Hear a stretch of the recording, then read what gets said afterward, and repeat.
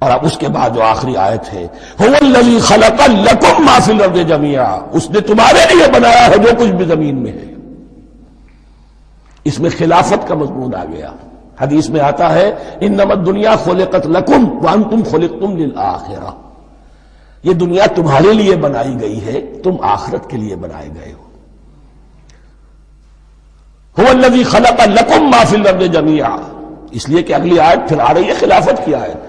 سارا کچھ زمین میں یہ بستر جو بچھایا اور یہ کائنات کو زمین کو سجایا تمہاری خلافت کے لیے۔ ثم استوى الى السماء فسواهن سبع سماوات، پھر وہ متوجہ ہوا آسمانوں کی طرف اور انہیں 7 آسمانوں کی شکل میں بنا دیا۔